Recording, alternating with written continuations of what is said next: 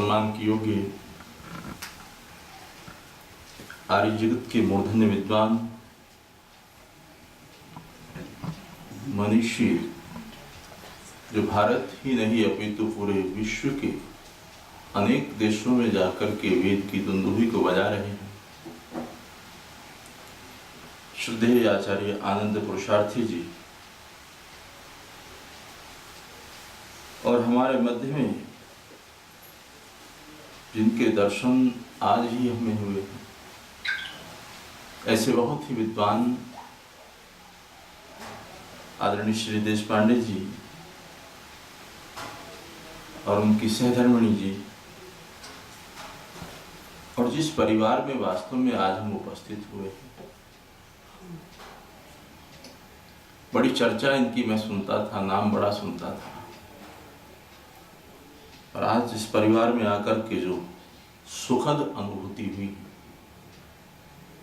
ऋषि के उस मिशन को अपने तक ही सीमित न रख करके इंटरनेट के माध्यम से या जो भी व्यक्ति उनके संपर्क में आता है उसको ऋषि के उस अमूल्य ग्रंथ सत्यार्थ प्रकाश की प्रेरणा करते हैं, उसको पढ़ाने का प्रयास करते हैं। बहुत ही सौम्य आदरणीय भाई राजेश भागवत जी, उनकी सहधर्मिणी जी, सम्मानित प्रधान जी आर्य समाज पिंपरी, उपस्थित भद्र पुरुषों, पूजा और सत्कार की योग्य पवित्र मातृशक्ति। बहुत सुंदर गीतों को अभी आपने सुना है, और वास्तव में जो व्यक्ति परमात्मा का चिंतन करता है, जो सच्चे हृदय से उस ईश्वर की उपासना करता है, वो निश्चित रूप से सुख को प्राप्त किया। ऋषि और देवदयानंद कहते उसके जीवन में अगर बड़े से बड़ा दुख भी आ जाए तो वो उसको हंसते हुए ऐसे प्रतीत करता है जैसे बहुत छोटी सी राई का टुकड़ा होता है। और जो ईश्वर की भक्ति नहीं करता है, जो परमेश्वर का चिंतन नहीं करता है, उसके जीवन में छोटे से छोटा दुख भी आ जाए तो वो उसको ऐसा प्रतीत हो जाए जैसे बहुत बड़ा पहाड़ मेरे सामने आकर के खड़ा हो जाए। वो व्यक्ति विचलित हो जाता है। ईश्वर की भक्ति करने वाला संसार में व्यक्ति कभी विचलित नहीं होता। कभी कमजोरी है, कभी बहुत संपन्नता है, वो इन सब स्थितियों में सम रहता है। इसलिए राघव जी बड़ी सुंदर बात को लिखते हैं, गीत आपके मध्य में रखता हूं। परमात्मा में जब आपका चिंतन करता हूं तो मेरा मन मेरा हर्षित हो जाता है, प्रफुल्लित हो जाता है। ईश्वर प्रभु नाम के अमृत रस का जो प्राणी पान करेगा, उसकी बुद्धि को निर्मल निश्चय भगवान करेगा। प्रभु नाम के अमृत रस का जो प्राणी पान करेगा, उसकी बुद्धि को निर्मल निश्चय भगवान करेगा। प्रभु नाम के अमृत रस का जो प्राणी पान करेगा, जो सुबह शाम निज मन से भगवान में ध्यान लगावे, जो सुबह शाम निज मन से भगवान में ध्यान लगावे, हृदय रूपी शीशे का सब जमा मैल धुल जावे, हृदय रूपी शीशे का सब जमा मैल धुल सत्संग ज्ञान गंगा में मलमल स्नान करेगा, उसकी बुद्धि को निर्मल निश्चय भगवान करेगा। प्रभु नाम के अमृत रस का जो प्राणी पान करेगा, जो प्राणी पान करेगा। प्रभु नाम के अमृत रस का जो प्राणी पान करेगा, उसकी बुद्धि को निर्मल निश्चय भगवान करेगा। याद रखना, जब व्यक्ति अग्नि के पास जाता, ऋषि कहते वो उष्णता का अनुभव निश्चित रूप से। अगर बर्फ के पास व्यक्ति जाता है तो उसकी ठंडक को अनुभव किए बगैर रह नहीं सकता। उसी प्रकार से जो व्यक्ति संसार में परमपिता परमात्मा के निकट बैठेगा, जो उसके सानिध्य को प्राप्त करने का प्रयास करेगा, जो अपनी बुराइयों को समाप्त करेगा, निश्चित रूप से उस परमात्मा के आनंद को प्राप्त करने वाला। और वो परमात्मा है कैसा? वो करता क्या है? प्रभु सत्य न्याय करता है, ऐसा उसको पहचाना। प्रभु सत्य न्याय करता है, ऐसा उसको पहचाना। कण कण में बसा है वो प्यारा, नहीं उसका और ठिकाना। कण कण में रमा है वो प्यारा, नहीं उसका और ठिकाना। फिर परमेश्वर से धोखा ना कोई इंसान करेगा, उसकी बुद्धि को निर्मल निश्चय भगवान करेगा। प्रभु नाम के अमृत रस का जो प्राणी पान करेगा, उसकी बुद्धि को निर्मल निश्चय भगवान करेगा। जो संसार में व्यक्ति परमात्मा को चारों ओर अनुभव करता है, वो पाप कर्म करने से बच जाता है। और जो केवल एक स्थान विशेष पर परमात्मा को मानता है, वो पाप कर्म निश्चित रूप से कहीं ना कहीं कर जाता है। इसलिए वेद भगवान कहता है, दुनिया के लोगों, परमपिता परमात्मा तो सब जगह विद्यमान है। ईशावास्यमिदं सर्वं यत्किंचित् जगत्यां जगत्। वो जग के कण कण में विराजमान है। इसलिए तुम मन में पाप का जरा सा विचार भी मत करना। जो व्यक्ति इस बात को जान लेता है, वो निश्चित रूप से उन्नति की ओर अग्रसर होगा।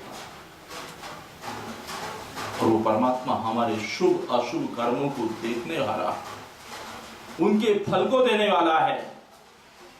सारे जीवन का लेखा जब देखेगा न्यायकारी, शुभ अशुभ कर्म सब तेरे आएंगे सभी अगारी। शुभ अशुभ कर्म सब तेरे आएंगे सभी अगारी।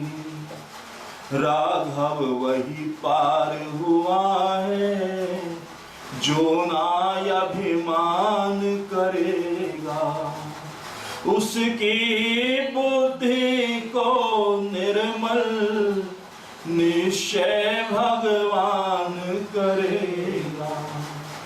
प्रभु नाम के अमृत रस का जो प्राणी पान करेगा, प्रभु नाम के अमृत रस का जो प्राणी पान करेगा, जो प्राणी पान करेगा, जो प्राणी पान करेगा। आइए हम उस परमपिता परमात्मा को जाने।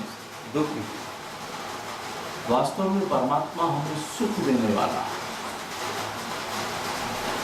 व्यक्ति संसार में बहुत सारे धन को कमा करके विचार कर लेता मेरे से बड़ा दूसरा कोई नहीं। पर याद रखना, ये धन भी सुख नहीं देता। हमने धन को सब कुछ माना, इसलिए धन भी हमें दुख का कारण हमारे लिए उत्पन्न हो जाता है। व्यक्ति अभिमान में चूर होकर के किसी छोटे व्यक्ति को भी नहीं जानना चाहता है। इसलिए धन से संसार में बहुत बड़ा नहीं होता है, ज्ञान में बड़ा होता है। इसलिए हम उस ईश्वर से यही प्रार्थना करें, परमात्मा धन हो अथवा ना हो, बहुत सारे बेटे पोते हो अथवा ना हो, पत्नी सुख देने वाली हो अथवा ना हो, पर परमात्मा में आपका सानिध्य करने वाला अवश्य। ईश्वर में आपका सानिध्य न छूट जाए। मैं आपकी उपासना करने वाला हूं, मैं आपके समीप बैठने वाला हूं, और जब मैं आपके समीप बैठूंगा तो निश्चित रूप से मेरे अंदर आपके कुछ न कुछ गुण तो अवश्य आएंगे। इन गुणों को ही तो इस देश के अंदर वो माताएं प्राप्त किया करती। माता जीजाबाई के छोटे से दृष्टांत को जरा विचार करके देखो। उस माँ ने अपनी संतान को ऐसा बना करके रख दिया कि आज संसार में वर्षों के पश्चात भी माता जीजाबाई का नाम अमर हो जाता है। किसके कारण से? एक पुत्र के कारण से। पर एक माता बहुत सारी संतानों को जन्म देती है, फिर भी उसको डंडे खाने पड़ते। जननी जने तो भक्त जने याद आता या शोक, नहीं तो जननी बांझ रहे क्यों व्यर्थ गवावे नूर। अगर संतान को भी बनाना चाहती तो एक संतान ऐसी बना करके इस राष्ट्र के प्रति समर्पित करे जो संसार में उसके नाम को ऊंचा करने वाली। माता दुर्गावती, हम बहुत पूजा करते दुर्गावती के, पर किसी से पूछो तो दुर्गा कौन थी नहीं जानते। वो छत्राणी युद्ध के मैदान में जिस समय निकलती थी, तलवार हाथ में होती थी, दुश्मनों की गर्दन कटती चले जाती थी, कभी हार नहीं मानी। 4 हाथ का सुना देवता देखा आज उसे रण में। लोग कहते देवी 4 हाथ की होती है, आपने देखा? पर सच कहता हूं होती है। 4 की नहीं, 8-8 हाथ की देवी होती है। जरा पढ़ो झांसी की रानी के इतिहास को। घोड़े की लगाम को दांतों में दबा करके उस छोटे से बालक को कमर पर बांध करके दोनों हाथों में जिस समय तलवार लेकर के वो चलती थी तो दुश्मन के छक्के छुड़ा दिए जाते।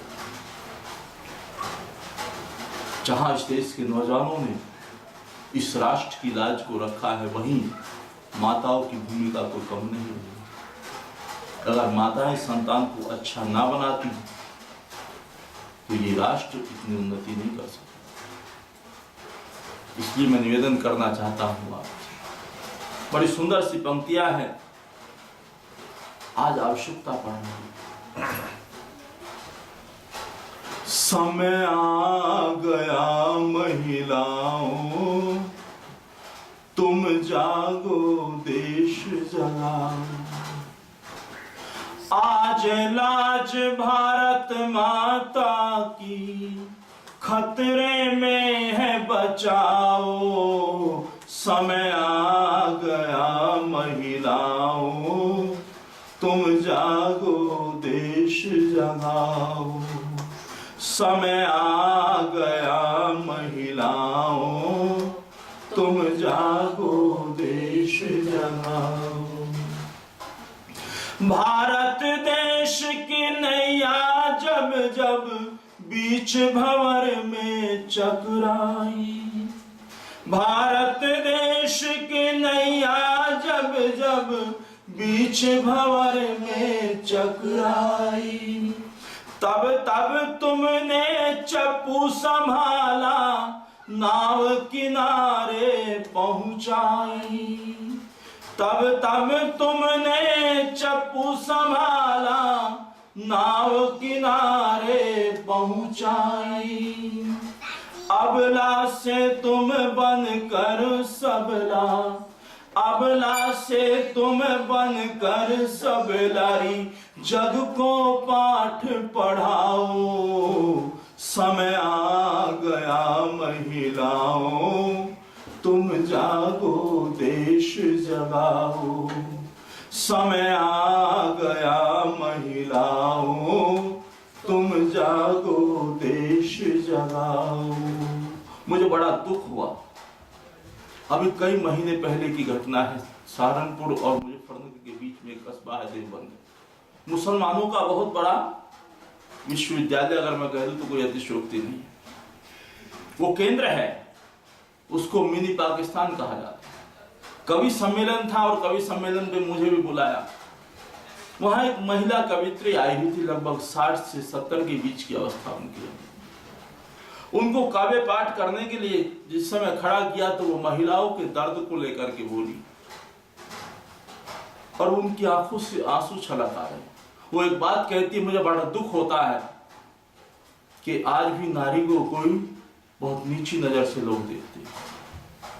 इस नारी जाति को किसी ने सम्मान की दृष्टि से देखा नहीं। किसी ने पैर की जूती कहा, किसी ने ढोर गंवार कह दिया, किसी ने विषैला सर्प कह दिया। सबने अनेक उपमाएं दी। वो जानना चाहती थी क्या कोई संसार में ऐसा व्यक्ति भी हुआ है जिसने इस नारी जाति को सम्मान की दृष्टि से देखा हो। वो अपनी बात को कह करके चली गई, पर अंत में मेरा कार्यक्रम जिस समय हुआ, मैंने उस समय उनको एक बात कही। मैंने कहा, माता जी, वास्तव में लोगों ने इस नारी जाति को बड़ी घृणा की दृष्टि से देखा है, पर मैं आपको याद दिला देना चाहता हूं, बहुत सारे मुस्लिम लोग भी थे, बड़ी भारी सभा। मैंने कहा, संसार में एक व्यक्ति हुआ है जिसने इस नारी जाति को केवल नारी ही नहीं कहा, उसने, मैंने कहा, ऋषि देव दयानंद सरस्वती इस संसार में आए। जिस समय उनसे पूछा, आप इस नारी जाति को क्या उपमा देना चाहते हैं? जानते मेरा ऋषि क्या कहता है कि मैं क्या उपमा दे सकता हूं, मैं तो उसी को मानता हूं जिसको वेद भगवान कहता है। और वेद भगवान एक बात कहता है, ये नारी क्या है? स्त्री ही ब्रह्मा बभूवित। ये नारी तो ब्रह्मा है, ये तो निर्माण करने वाली है। कौन कहता है ये शूद्र है? कौन कहता है ये पैर की जूती है?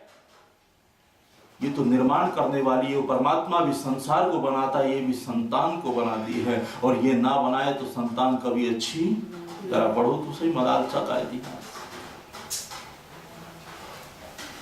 माताओं ने पुत्र बनाए और बहनों ने बनाए भाई। माताओं ने पुत्र बनाए और बहनों ने बनाए भाई। पत्नी बन के पति बनाती, ये इनमें है चतुराई। जरा जिनकी बेटियों का विवाह हो गया ना, उनसे पूछो, जब वो अपने घर आए, मायके में आए, उनसे कहो बेटी 2-4 दिन और ठहर जाए यहाँ। क्या कहती है बेटी? माँ नहीं, मैं अपने घर जाना चाहती, मुझे अपने घर की रक्षा करनी, मुझे अपने घर जाना है। माँ कहती है, ये भी तो तेरा घर है, मैंने तुझे जन्म दिया है, 9 मास गर्भ के अंदर रख करके वेदनाओं को सहा है, पाल पोस करके इतना बड़ा किया है, और आज ये घर तेरे लिए क्या हो गया? कौन सा संबंध जुड़ा? पति पत्नी का भी संबंध, लेकिन किससे जुड़ा है? धर्म से जुड़ा है। इसलिए तो कवि बड़ी सुंदर बात को कहता है, एक छोटा सा धागा बांध करके किसी अपने को भी, पराये को भी किसी को अपना बना देती है। राखी भेज करके भाई बना देती है, और भाई भी संकल्प लेता, मैं जीवन भर तेरा साथ निभाने का। कितना मिठास, कितनी सौम्यता इनके अंदर होती है। माताओं ने पुत्र बनाए और बहनों ने बनाए भाई। पत्नी बनकर पति बनाती, ये तुम में है चतुराई। पत्नी बनकर पति बनाती, ये तुम में है चतुराई। देश धर्म जाति कर फिर से, देश धर्म जाति का फिर से, इस जग को पाठ पढ़ाओ। समय आ गया महिलाओं, तुम जागो देश जगाओ।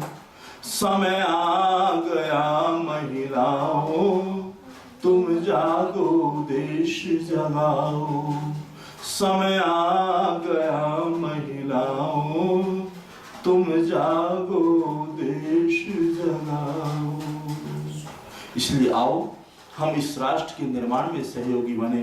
और निश्चित रूप से अगर घर किसी से बनाना सीखना चाहते तो वो पत्नी ही है, वो स्त्री ही है जो घर को घर बनाती है, अन्यथा घर तो शमशान के समान रहता है।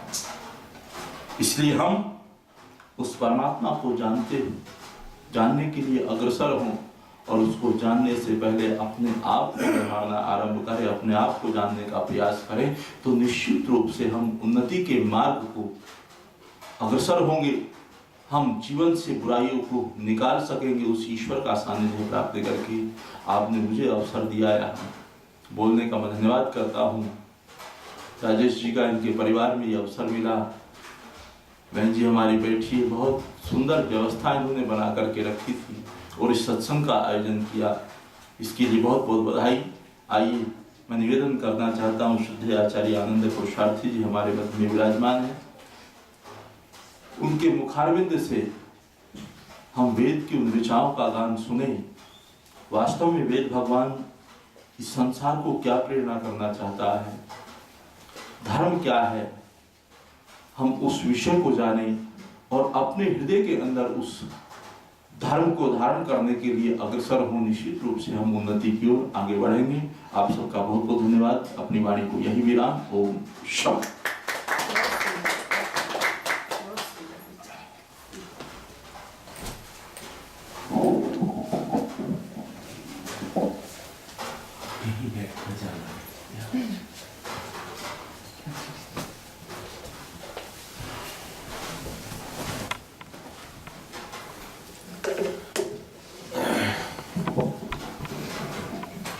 अपनी रीढ़ की हड्डी को सीधा कीजिए और एक छोटी सी प्रवचन की मन स्थिति बनाइए।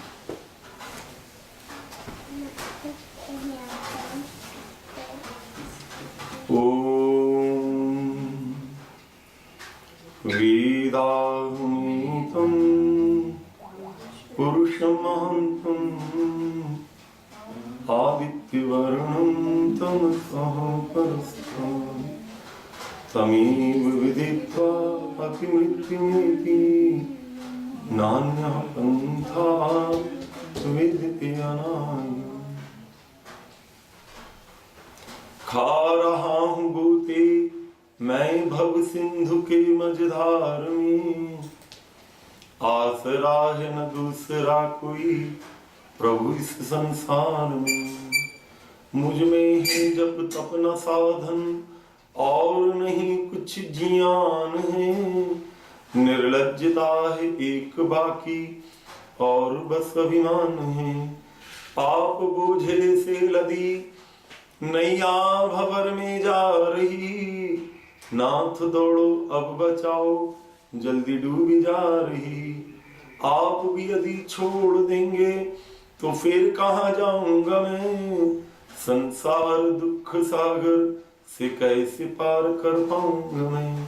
सब जगह मंजिल भटक कर ली शरण अब आपकी, पार करना या न करना दोनों मर्जी आपकी। तुझको जपना ही जीवन है, मरण तुझे विश्रामी ने। मेरी सारी शक्ति लगे प्रभु तुझसे लड़ने में।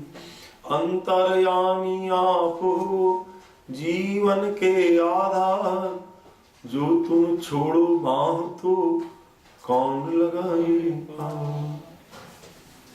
समादरणीय भ्राता संदीप आर्य वैदिक जी और आर्य समाज के पदाधिकारी और सदस्य महानुभाव, यजमान परिवार, उपस्थित सज्जनों और श्रद्धामयी माताओं, ये जो कार्यक्रम है, पहले मैं आपको थोड़ी सी भूमिका इस बारे में बताऊं कि प्रोग्राम है क्या। मेरे साथ बोलिए, वेद प्रचार सप्ताह। ये 7 दिन का प्रोग्राम पूरी दुनिया में मनाया जा रहा है, जहां जहां आर्य समाज के अनुयायी। क्यों मनाया जा रहा है?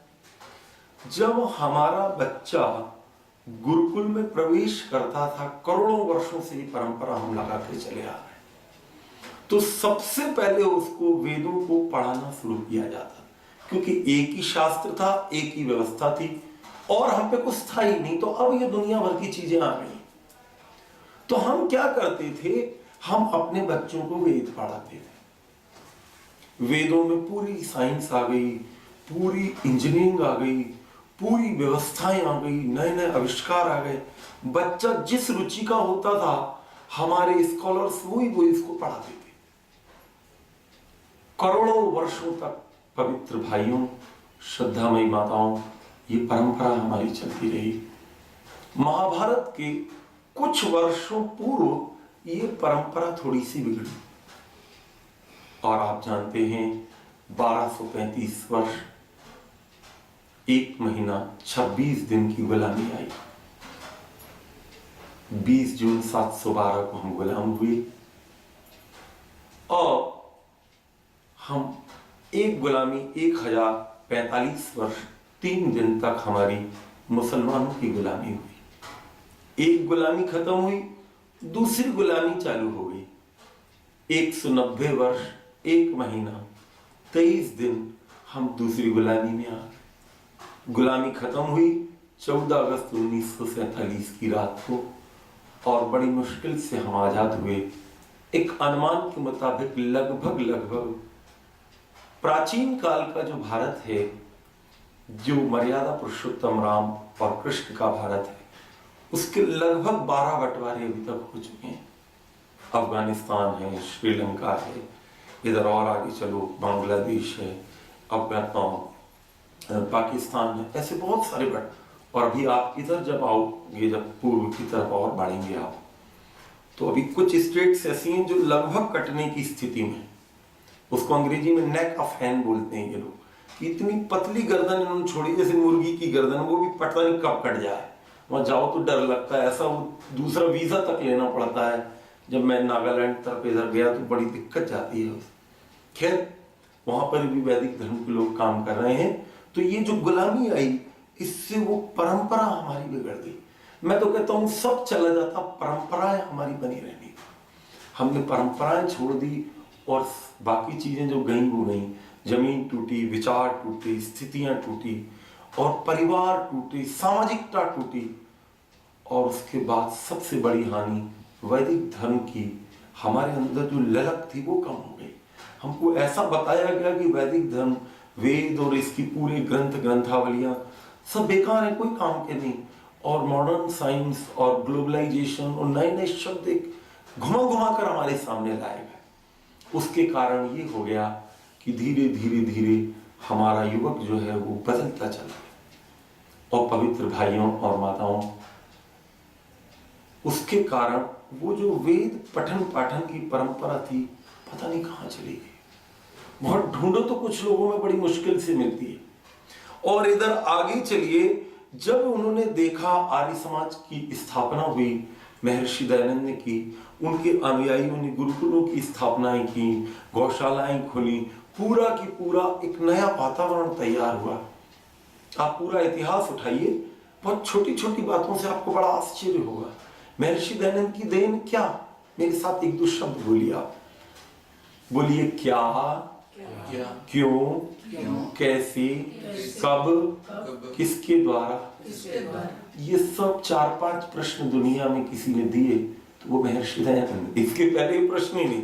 तुम शंकर जी पे जल डालो, क्यों डालो, कुछ नहीं मालूम। कैसे डालूं, कुछ नहीं मालूम। कहां डालूं, मतलब कुछ भी चला दो आप धर्म के क्षेत्र। महर्षि दयानंद हुए जिन्होंने कहा नहीं भाई, तुम हर चीज में लॉजिक के बाद कोई काम करोगे, तर्क और विचार पूर्वक तुम्हें धर्म में लाऊंगा।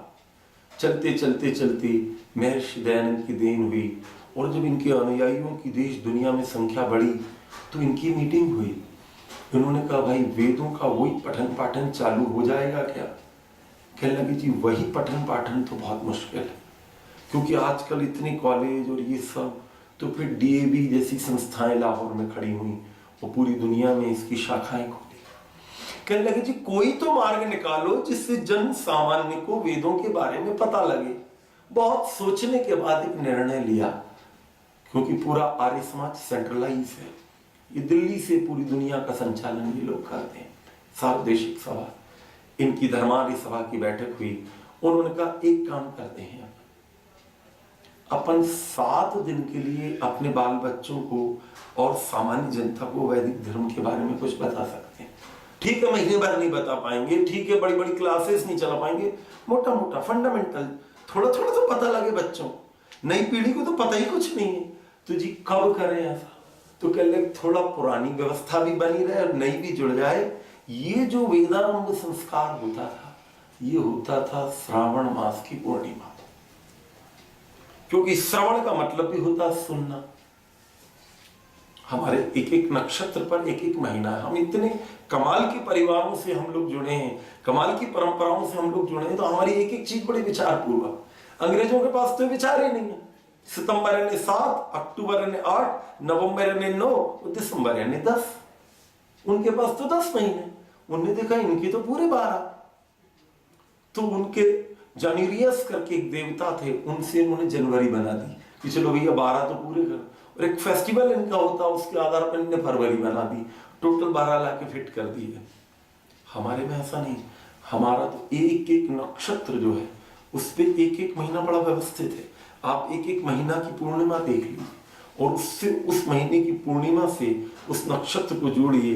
नक्षत्र आया श्रवण, तो ऋषियों ने नाम रखा श्रावण। तो कहने लगे हे भगवान मैं क्या करूं? बोले बेटा आज से श्रवण शुरू कर। अभी हमारे मित्र आपको महर्षि दयानंद की बात कर रहे थे, मैं आपसे पूछना चाहता हूं, ऋषि दयानंद ने आर्य समाज का तीसरा नियम बनाया। बोलो पढ़ना पढ़ाना, सुनना सुनाना। इसका क्या मतलब? बस ये इसका मतलब। 4 आश्रम 4 काम, एक पढ़ेगा, अगले में एक पढ़ाएगा, तीसरे में एक सुनेगा, चौथे में एक सुनाएगा। वैसे चारों काम चारों को करने, लेकिन मोटा मोटा समझ लें, क्या बुराई? अब लेकिन मुझे तो पूरी जनता को पढ़ाना है। एक व्यक्ति मेडिकल साइंस पढ़ रहा है, एक इंजीनियरिंग में जा रहा है, एक सीए का कोर्स कर रहा है, कुछ और कर रहा है, पूरी दुनिया के सब लोगों को भाई उन्होंने कहा 7 दिन तो आर्य समाज आ जाओ। कह लगे हाँ साल भर में एक छोटा सा कैंप हम कर लेंगे। तो कह लगे 7 दिन में श्रवण और श्रावण करना। तो कह लगे इस दिन से 7वां दिन कौन सा हो? मेरे साथ बोलिए श्री कृष्ण जन्माष्टमी। भारतीय संस्कृति के 2 महापुरुष, निकाल दो संस्कृति आपको अधूरी सी लगे। एक मर्यादा पुरुषोत्तम राम है, एक योगेश्वर कृष्ण है। अब संयोग से कृष्ण जी का जन्मदिन 7वें 8वें दिन सेट हो रहा है, तो विद्वानों ने सोचा ये तो और भी अच्छा हुआ, हम यात्रा करेंगे वेद की उस आइडियोलॉजी से और उसको समाप्त करेंगे उस व्यक्ति के जन्मदिन पर जिसने इस मर्यादा को, इस व्यवस्था को संसार में उतारने में अपना पूरा जीवन लगा दिया। तो ये 7 दिन का उन आर्य समाज के लोगों ने भाइयों एक विचार किया। और आप जब बाहर के देशों में जाएंगे तो आपको बहुत अच्छा लगेगा। अनेक देशों में ये 7 दिन का सप्ताह पूरी दुनिया में मनाया जा रहा है। थोड़ा विकृति कहीं कुछ, कोई आगे रख लेता, कोई पीछे रख लेता, लेकिन हो तो रहा है, नहीं तो चला ही जाता है। और मैं इसको थोड़ा बदलने के पहले एक बात और बोलता चलूं कि कई जगह तो ये लोग 7 दिन को बढ़ाकर 1 महीने तक कर लेते हैं, क्योंकि 7 दिन में 7 परिवार हो पाते हैं। तो उन्होंने कहा एक काम करो, अपन 1 महीना कर लेते, कम से कम 30 परिवारों में होगा।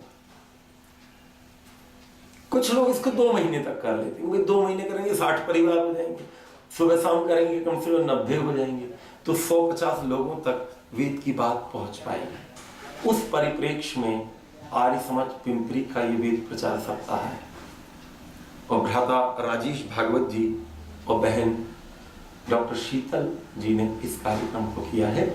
मैं आपको वेद के बारे में छोटी छोटी कुछ बातें बताने का प्रयास करता हूं। चूंकि वैदिक दृष्टिकोण से ये पूरा की पूरा कार्यक्रम रखा जाता है। एक मंत्र आपने सुना होगा, ये मंत्र आप लगभग रोज बोलते हैं। चूंकि आप अग्निहोत्री होते हैं तो आप लगभग बोलते हैं, हिरण्यगर्भ समवर्तताग्रे भूतस्य जातः अतिरेकगासी सदाधार पृथिवीन्द्यां ते मां कस्मै देवाय हविष्यामिधिं। ये मंत्र है। आपको पता है हमारे जीवन में कुछ प्रकार के अहंकार आ जाते हैं। आदमी बड़ा विचित्र है, उसका अपना कुछ भी नहीं है, लेकिन उसका अपना अहंकार इतना ज्यादा है कि सब कुछ दुनिया मेरी है।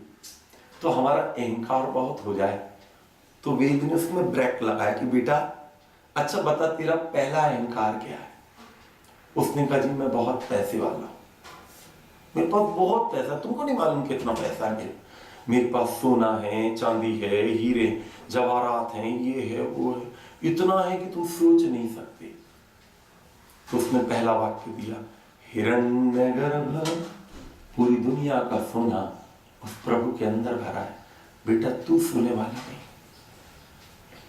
जो तेरे पास आज है वो कल किसी और के पास मैंने दिया हुआ था, कल किसी और के पास मैं दे दूंगा। थोड़ा सी बीच के काल में तुझे मैंने बना दिया।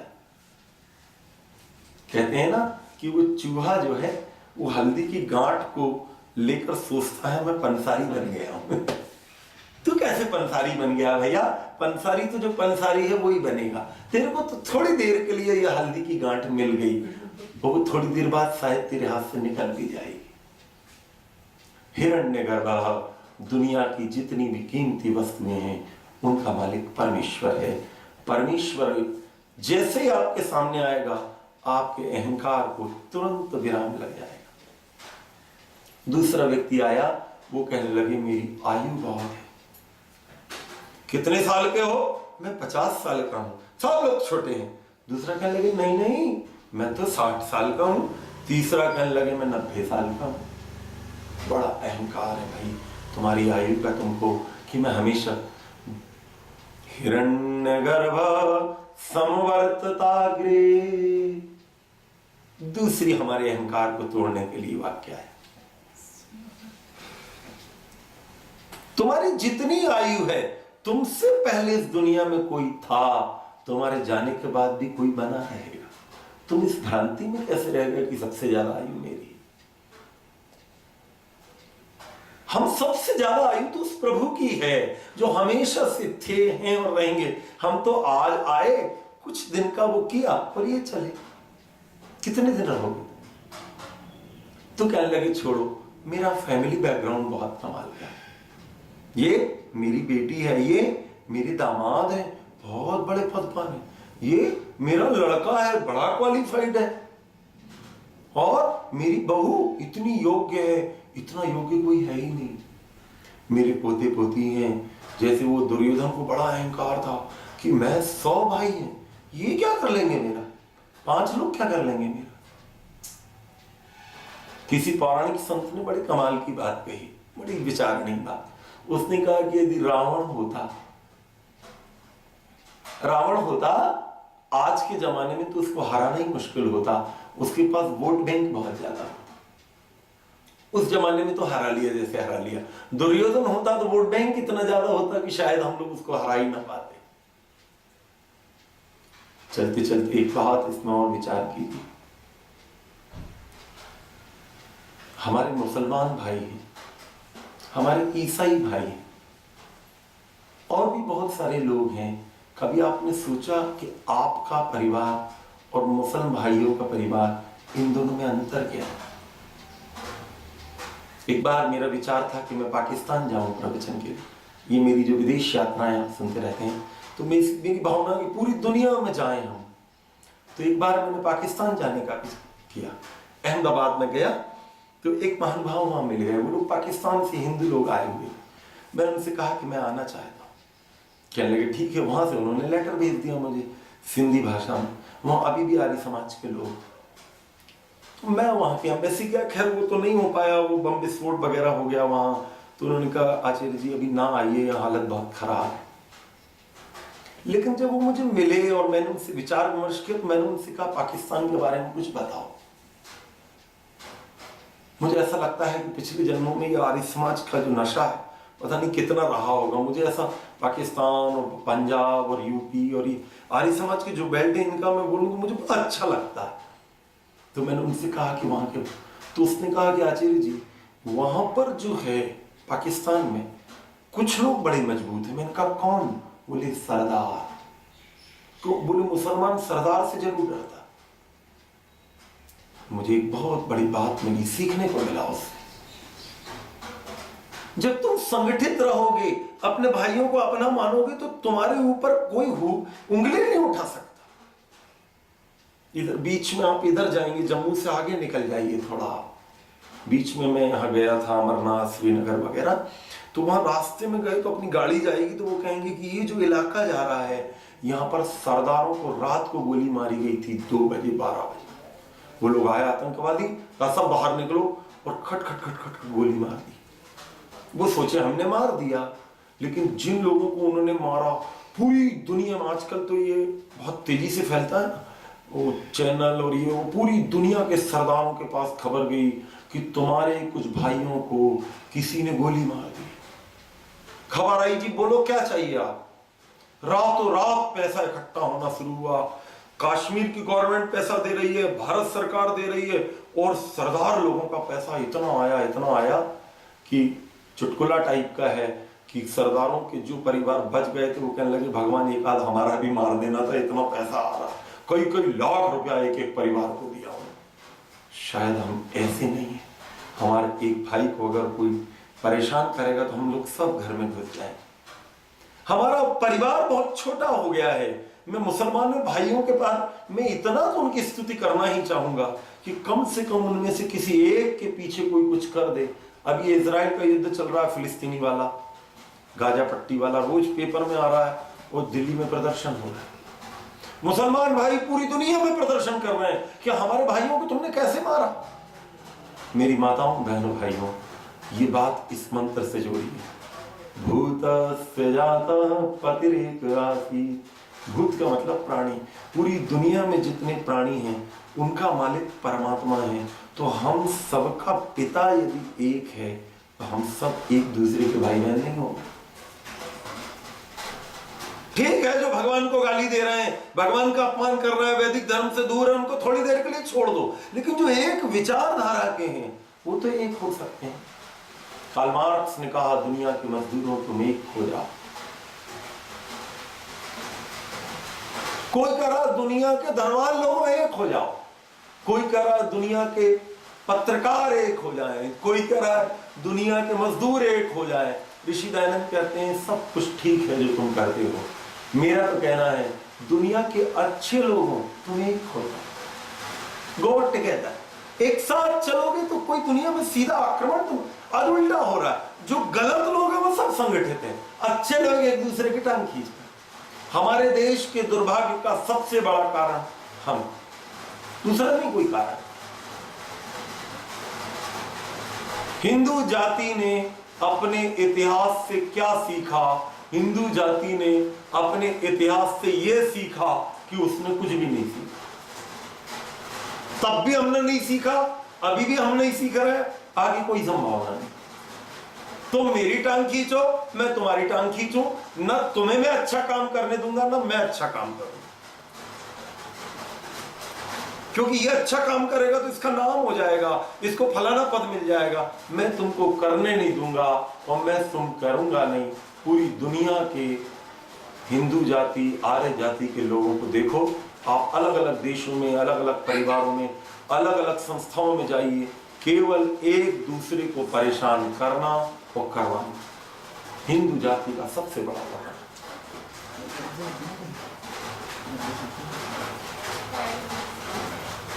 एक क्यूबा नाम का देश है, एक बहुत अच्छे हैं, वो हॉलैंड में रहते हैं, डॉक्टर बीरे उनका नाम। मॉरिशस में जब मुझे वो सबसे पहले मेरे एक कॉन्फ्रेंस थी आर्य समाज की, उनसे वहां मेरा परिचय हुआ, तो उन्होंने एक बात बोली, डॉक्टर बीरे,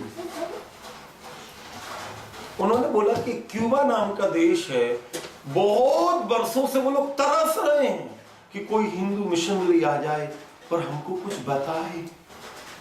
लेकिन हमें तो लड़ाई से तो फुर्सत है नहीं, वो उसको परेशान कर रहा है, वो उसको कर रहा है, जब कोई गया ही नहीं वर्षों तक, 50-50, 60-60 साल कोई हिंदू मिशनरी नहीं गई वहां। ईसाइयों का तो काम ही है, घर का झोला उठाया, चले प्रचार करने, करते करते करते पूरे क्यूबा में एक भी व्यक्ति उन्होंने हिंदू बचने नहीं दिया। अब चले जाओ आप में ताकत, बचा ही नहीं कोई। हम एक दूसरे से लड़ते रहे, अपने भाइयों को बहनों को परेशान करते रहे, तू छोटी जात का, वो बड़ी बात का, वो फलाना, वो पैसे वाला, वो गरीब, वो ये जानता है, मैं उससे ज्यादा जानता हूं। हम इन छोटी छोटी उलझनों में लगे रहे और उन्होंने पूरी दुनिया में काम किया। विश्व के लगभग 72 देशों को तो गुलाम बनाया हुआ, 7-21, 1/3 दुनिया उनकी गुलाम हो गई थी। कल्पना कीजिए अगर 204 के लगभग देश हैं पूरी दुनिया में, कितनी मेहनत की। कहना बड़ा सरल है कि वो लोग खराब, मेहनत कितनी की, सामान्य घटना है। भूतस्य जाता पतिरेक आसीत्, पूरी दुनिया के जितने प्राणी हैं उनका, उसको यदि तुम पिता मानते हो दुनिया के लोगों, तो ये ध्यान रखना कि ये सब तुम्हारा परिवार है। उस परिवार के साथ चलोगे तो तुम्हारी शक्ति बढ़ेगी, तुम्हारा संगठन बढ़ेगा। एक पंचतंत्र में कहानी आती, बड़ी सुंदर कहानी। एक पक्षी है, उसके 2 मुंह है, समझाने के लिए, ऐसा जनरली होता नहीं। बीच में अगर आप टीवी देखते हैं तो 1-2 लड़कियां थी, वो ऐसी जुड़ी हुई थी, बाद में ऑपरेशन हुआ तो वो मर गई, विदेश की घटना थी। लेकिन यहाँ ऐसा नहीं, ये तो समझाने, ऐसे 2 मुंह वाला होता नहीं। तो वो 2 मुंह थे, तो उनमें से एक मुंह थोड़ा अकड़ैल था, एक बेचारा थोड़ा सीधा था। तो जो अकड़ैल मुंह था, वो पक्षी जो है, वहां पर एक अमृत जैसा फल मिला, उसको इतना बड़ा फल मिला तो वो खाने लगा। तो जो दूसरा मुंह था उसी पक्षी का, उसने उससे कहा, भैया अकेले ना खाओ, मुझे भी दे दो।